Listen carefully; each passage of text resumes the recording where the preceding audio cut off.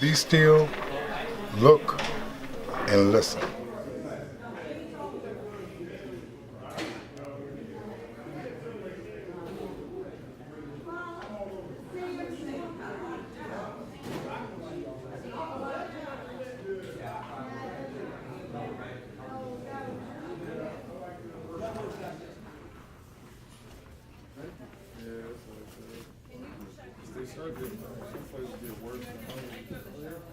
Years ago.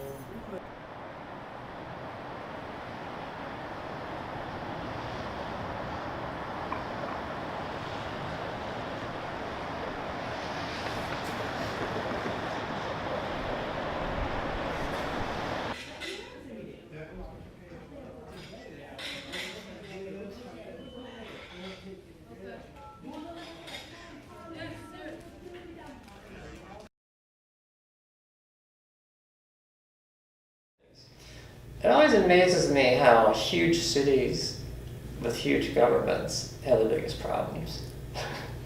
Their homeless populations are huge. I think a lot of people think that homelessness is associated with mental illness, addiction, things like that. There's a stigma around that. Misconstrued is that, because I've had people say to me, well, do you feel comfortable walking from your car? You know what I mean here? And I'm like, they may be homeless, they're not murderers, you know what I'm saying? Homelessness is as diverse as you and me. There's no one way into homelessness. It could be job loss. We've seen people who have lost their significant other to cancer and they have medical bills they can't pay. We've seen a lot of dads who struggle with divorce, struggle with paying child support, so they can't maintain a home. They have a great job. I think the number one factor that we're seeing, especially with families, is the lack of affordable housing in Grand Rapids.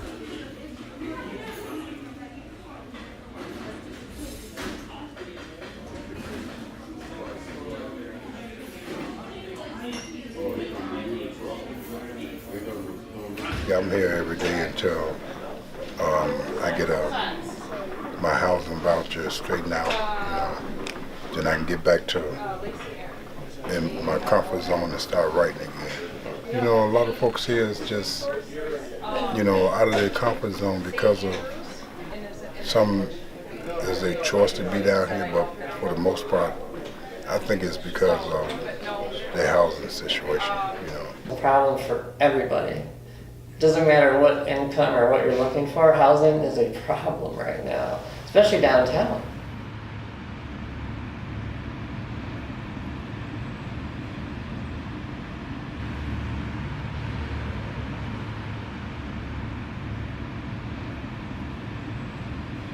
We encourage people to advocate for our neighbors that are experiencing homelessness through encouraging more affordable housing, landlords to give people second chances. If you have one eviction on your record here in Grand Rapids right now, because the housing market's so tight, you're not even getting a chance. A lot of people ask us, well, why do you need Mel Trotter, Degage, Family Promise, Guiding Light, and all of these different agencies? Aren't you all doing the same thing? The answer is no. We really work together and partner together with organizations to make sure that we're specializing in certain areas and that we're not duplicating services. At Mel Trotter Ministries, we serve anyone that's experiencing homelessness. So what that means is we do rescue and restoration. So rescue truly is the basic safety net of the community, the basic needs. People need meals, shelter, warm clothing, a place to stay and be safe. When you are living the type of lifestyle our patrons live, where you're constantly just walking around all day with tons of bags and everything that not only wears on you health-wise, but you also are very prone to losing things, and things get stolen quite a bit.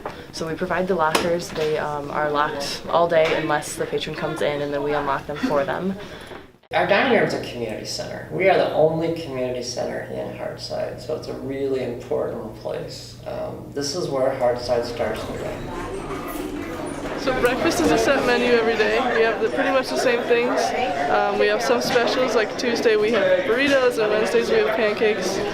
But dinner, it all depends on what we have. And we get a lot of different donations from other organizations, so depending on what meat we have or what sides, I'm able to just come up with the menu for the week. We also have showers available. Showers are free. We've got 4 different shower stalls. Everyone just kind of signs in at first come, first serve, and showers are like 20 minutes roughly. We provide towels, shampoo, body wash, body spray, a bunch of other hygiene products. In addition to that, we do laundry, showers, lockers, mail. We have a lot of patrons who get mail here, probably around 300 people. We have an ID office, and that's where we start with all our patrons. We ask them, do you have an identification? If not, then we get them one. And we have a resource office, which that's where they can go and need information on housing, jobs. So it's a continuing relationship that goes on for years.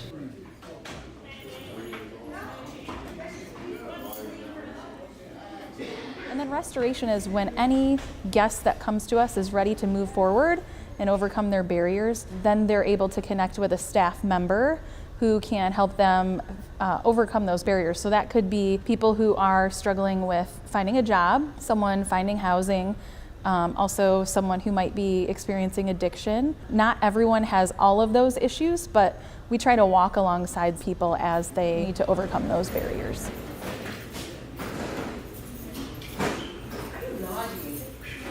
Everyone here is doing it because they've been called by God to help people. And that's what's beautiful. And they feel it. These people are amazing, amazing, and it's a tool that they use to get better. When you say, Charles, Definitely. you know, I mean, Grand Rapids is a really cool place if you're homeless, I think, because like these people, oh my gosh, they can have 3 meals a day. They can have, you know, if they know their resources. So.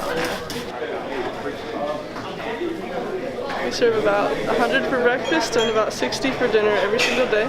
We're open for breakfast and dinner 7 days a week. We don't close really except for holiday mornings. Every patron can choose what they want and we bring it to them. We're really big on dignity and respect. It's really important to us to learn everybody's names. So one way that we show that is that we bring each plate out to the patron, almost like you're at a restaurant. That's so awesome. We have the best volunteers you could ever have, and they're very consistent. They might be here 1 day a week, 1 night a week, something. They have a set schedule. They're here on a routine. They get to know all the patrons. The patrons get to know them. And they know each other by name. And there's a really great relationship.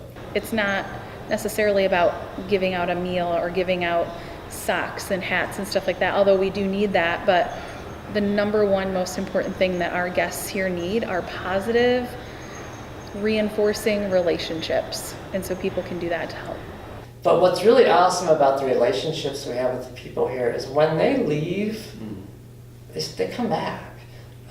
They continue to come back as they want to volunteer. I think that's the coolest thing that happens here, and it happens a lot, is when our patrons have left and they're doing great, they come back to volunteer because they want to give back. You know, the number one thing that we hear from our guests, especially those going through recovery, is that they want to, when they leave here, they want to help other people that were in the place that they once were. And we see that time and time again. You know, my primary seek of help, not just help, but I love to come here and help, volunteer. If I see anyone that, in immediate need, and if I can help, I will. You know, if they need food or whatever, yeah, I'm willing to help. Basically that's what drew me to WJ's is because of, they love helping, and that's my heart, is helping people.